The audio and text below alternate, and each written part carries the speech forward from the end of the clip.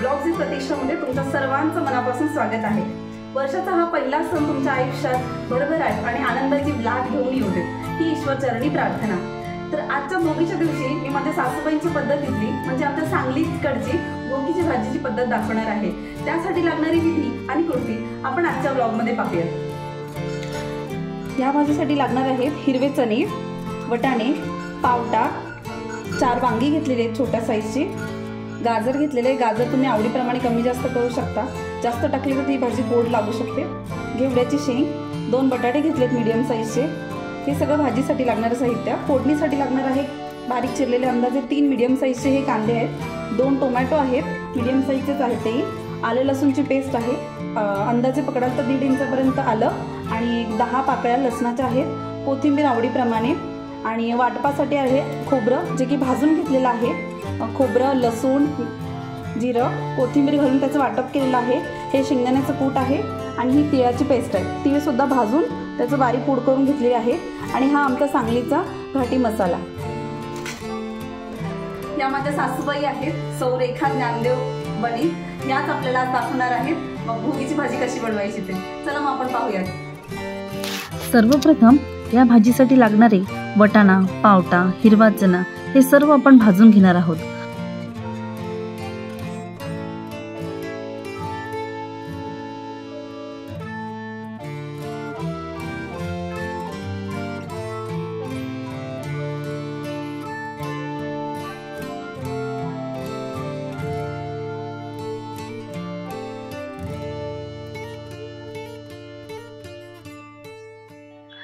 या भाजीसाठी आपण गरम पाण्याचा वापर करणार आहोत, कारण त्यामुळे आपली भाजी ही चवीची होणार आहे। याच काय कोणत्याही भाजीसाठी तुम्ही गरम पाण्याचा जर वापर केला, स्पेशली नॉनव्हेजसाठी, तर ती भाजी अगदी सुरेख बनू शकते।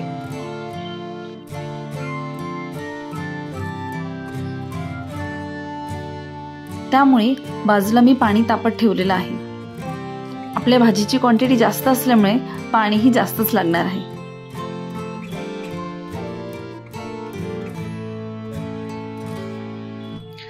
एक जुनी म्हण आठवली, भोगी बद्दलच आहे, न खाई भोगी तो सदा रोगी। भोगी या शब्दाचा अर्थ म्हणजे आनंद घेणारा किंवा आनंद भोगणारी। 2 मिनिट परतवून झाल्यानंतर यात मी 1 चम्मचभर तेल टाकलेलं आहे आणि त्याला डाग येईपर्यंत चांगलं भाजून घेतलेलं आहे।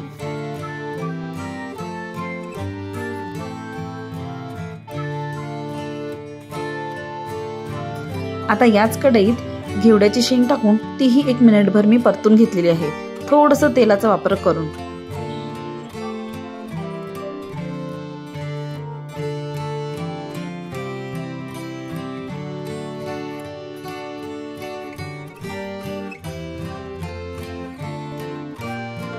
वटाणे, पावटा आणि चणे हे भाजून घेतलेले आहे। भाजून घेतल्यानंतर आमच्याकडे याला ठेचून घेणं म्हणतात, तर तेलाचं खलबत्त्यात घालून ठेचून घ्यायचं आहे आणि मग ते आमटीत टाकायचं आहे। आम्ही याची रस्सा भाजी करणार आहे। आमच्याकडे याची सुकी भाजी जास्त प्रमाणात नाही खाल्ली जात, म्हणजे सर्वांना रस्सा भाजी आवडते, त्यामुळे याचा थोडा रस्सा बनवण्यासाठी हे थोडं ठेचून टाकलं तर थोडं मिळून याला आमटी मदत होते। भाजी आता मी फोडणीसाठी घेत आहे, तर अंदाजे 4 पाळ्या होईल एवढं मी तेल त्याच्यात टाकत आहे, कारण की भाजीची क्वांटिटी आमची जास्त आहे, त्यामुळे थोडं तेल जरा जास्त प्रमाणातच आज वापरणार आहे। या फोडणीसाठी सुरुवातीला मोहरी टाकलेली आहे, 1 चम्मच जिरे,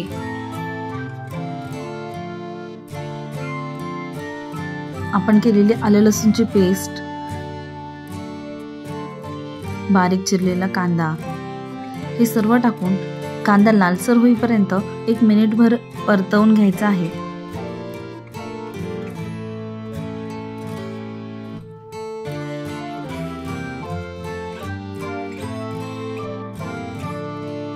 कांदा लवकर परतावा यासाठी 1 चिमटभर मीठ,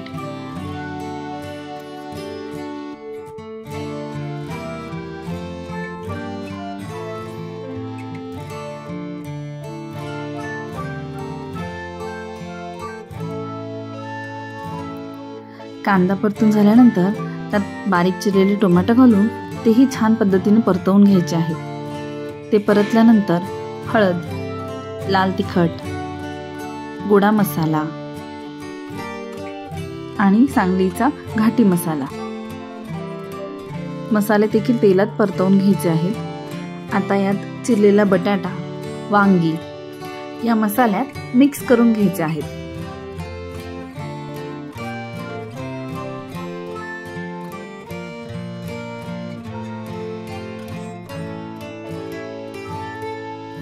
आता यात खोबऱ्याचं वाटप, तिळाची पूड, गाजर आणि घेवड्याची शेंग हे देखील यात मिक्स करून घ्यायचं आहे.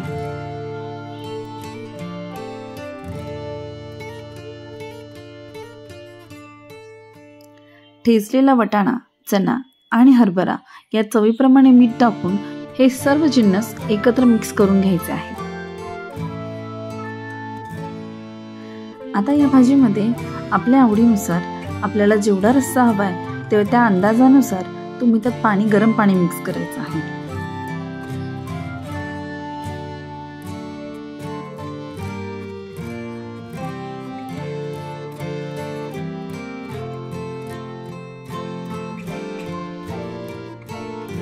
भाजीला उकळ आल्यानंतर सर्वात शेवटी मी यात शेंगदाण्याचं कूट टाकलेलं आहे. आमच्याकडच्या प्रत्येक भाजीत शेंगदाण्याचं कूट हे असतं. आता या भाजीला मंद गॅसवरती एक 10 मिनिटं शिजवून घ्यायचं आहे. तोपर्यंत आपण इथे भाकरीची तयारी करूया. या पिठात बाजरीच्या मी अंदाजाने मीठ टाकलेलं आहे.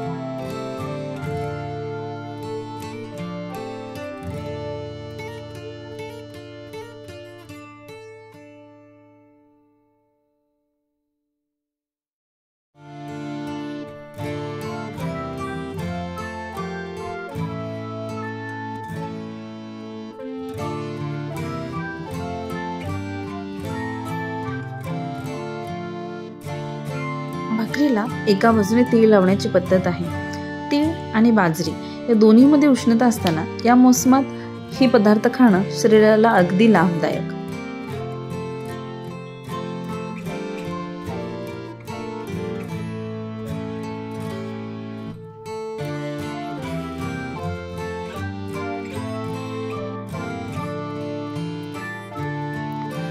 हिवाळ्याच्या मोसमात सर्व प्रकारच्या भाज्यांना बहर आलेला असतो. त्यामुळे थकलेल्या शेतकऱ्यांना थोडासा विसावा लागतो. मग या मोसमात शेतकरी मिश्र भाजीचा आणि तीळ मिश्रित भाकरीचा आस्वाद घेऊन छान अनुभव घेतात. वेगवेगळ्या ठिकाणी हा जो सण आहे तो वेगवेगळ्या पद्धतीने सेलिब्रेट केला जातो. भाकरी करताना माझ्या मनाला आवडलेली बहिणाबाईंची एक कविता मला आठवली. ती म्हणजे, अरे संसार संसार जसा तवा चुल्यावर, आधी हाताला चटके तेव्हा मिळते भाकर, आधी हाताला चटके तेव्हा मिळते भाकर. प्रत्येक ठिकाणाची भाजी बनवण्याची पद्धत ही वेगवेगळी असू शकते. वसई विरार साईडला जर तुम्ही गेलात तर याची टेस्ट अगदी उंधियो सारखी लागते. तर कोकणात याचा कांदा खोबऱ्याचा वापर करून ही भाजी अगदी मटणासारखी बनवली जाते.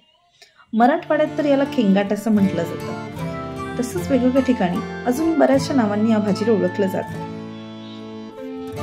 या मोसमात येणाऱ्या सर्व भाज्यांना धन्यवाद म्हणून हा एक सण साजरा केला जातो.